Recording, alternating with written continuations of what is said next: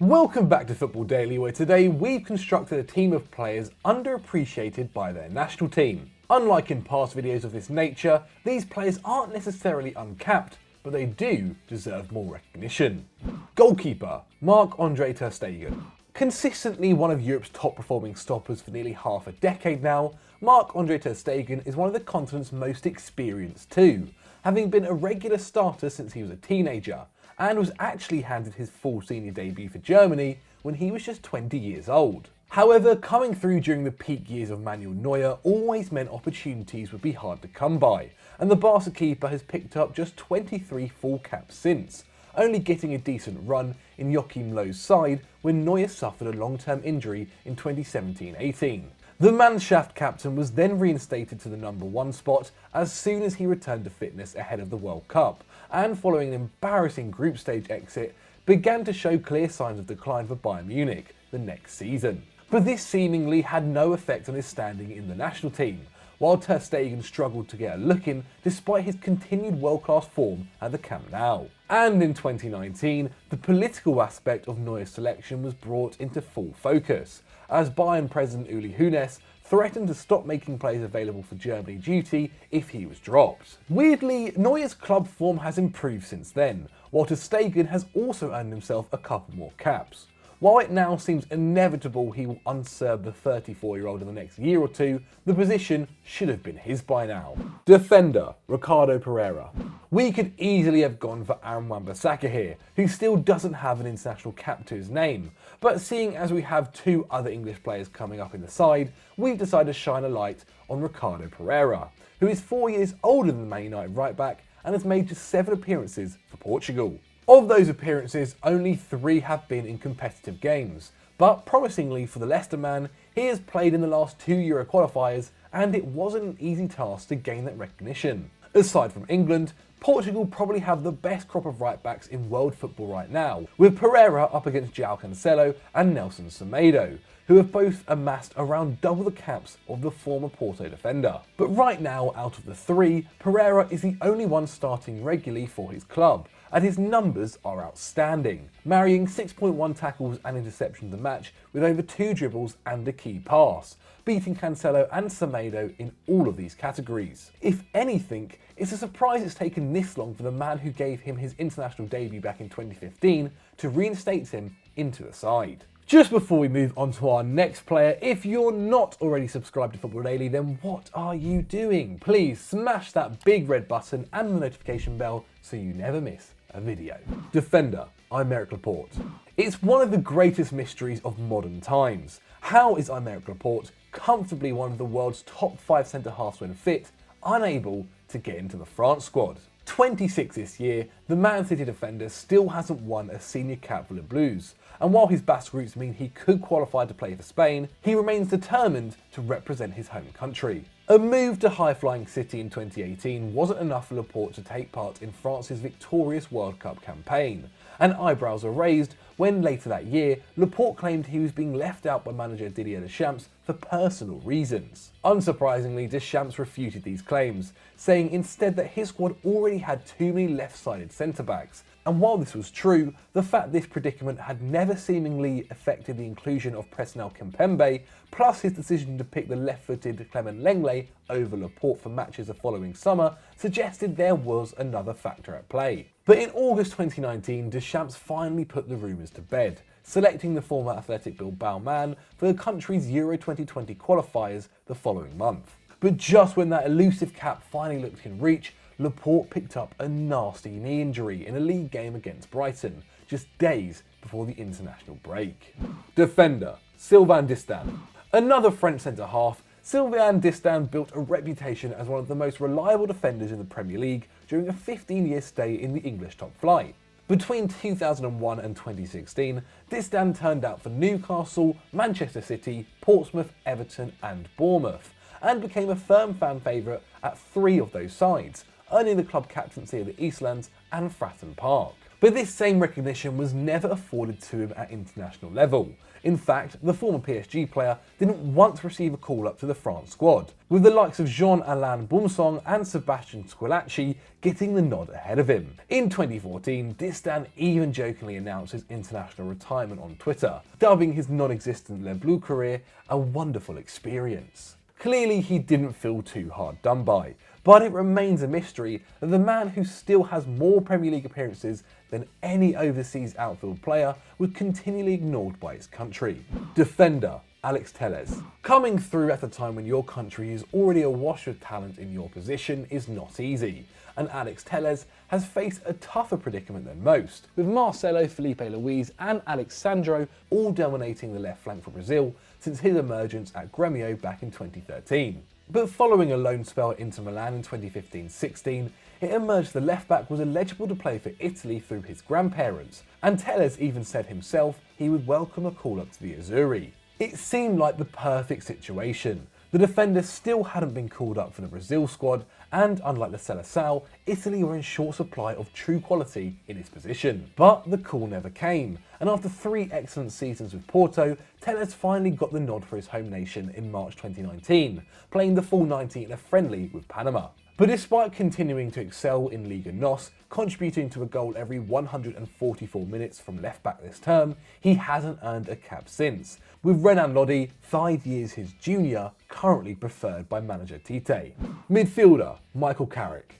Michael Carrick made his England debut in May 2001 when he was just 19, and played his final game for the Three Lions in November 2015 when he was 34. And yet he won just 34 caps in total, less than Stuart Downing, Owen Hargreaves and even Wayne Bridge, who spent his entire career as a backup to Ashley Cole. And there's good reason to believe the England national team could have fared a lot better with him as a regular starter. An inability to accommodate Frank Lampard and Steven Gerrard in the midfield effectively was a problem for successive managers, as a golden generation of talent continually underperformed in competitive games. And while Carrick didn't possess the creativity, goal threat or box-to-box dynamism of the Chelsea and Liverpool legends, he was quietly one of Europe's top deep-lying midfielders, and able to snuff out danger with his expert reading of the game and retain possession calmly under pressure, as well as provide excellent distribution from central defensive midfield. During a time when England lacked control in games, Carrick's discipline could have been a cornerstone of the side, but Steve McLaren and Fabio Capello continually snubbed him in favour of Gareth Barry, who, despite being a very able midfielder, was almost always used alongside Lampard and Gerrard in a 4-4-2 rather than as an alternative to the duo. As Carrick won all there was to win with Man United, his qualities were never fully utilised in the national setup. Midfielder Dani Parejo.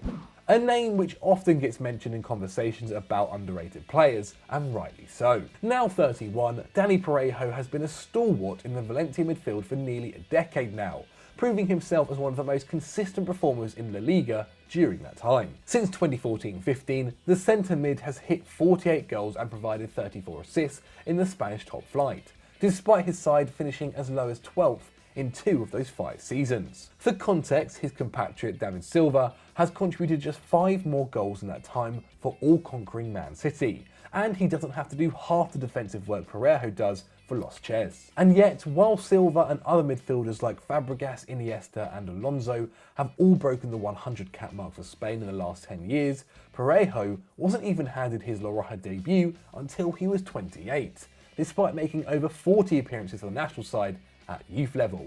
In truth, it's pretty understandable. Over the past 20 years, Spain have produced the biggest crop of world-class midfield talent ever seen in sport. But even now, Parejo isn't a sure bet to make the squad. When a 35-year-old Santi Cazorla is getting the nod ahead of him, it's hard to see the Valencia captain ever truly making his mark on the international stage. Midfielder Radja Nainggolan.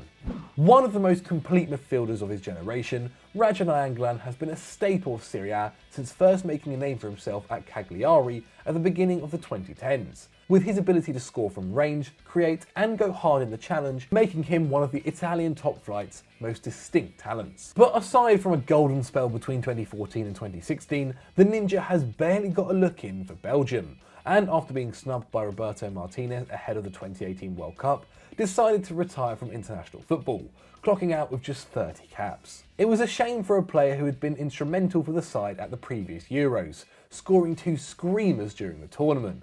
But with Kevin De Bruyne now positioned in a deeper role under Martinez, Nainggolan's dynamism was apparently no longer needed for tactical reasons. However, considering he had barely been used by the former Everton coach since his hiring in 2016, one suspects his at times erratic behaviour away from the field and reputation as a chain-smoking rebel may have also had something to do with it too. Belgium had a good World Cup, making the semi-finals, but Nainggolan up their sleeve may have got their golden generation even further. Midfielder David Ginola.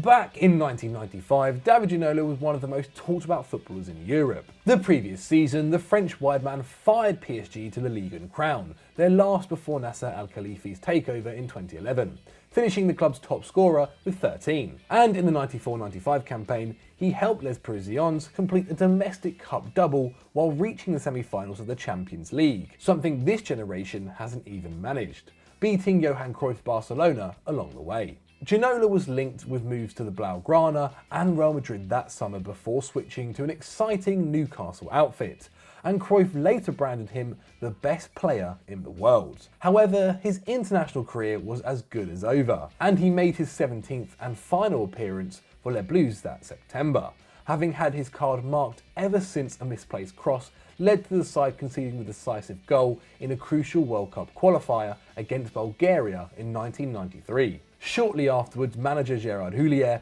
publicly blamed Ginola for France's failure to qualify for the tournament, branding him the murderer of the team, according to the player, and he was subsequently labelled by the media as the assassin of French football. It perhaps explains why, after his move to the Premier League, Ginola never returned to France, and he became an adopted national hero in England. While his compatriots heroically won the World Cup on home soil in 1998, the dribble master entertained in his own way as part of the BBC's television team.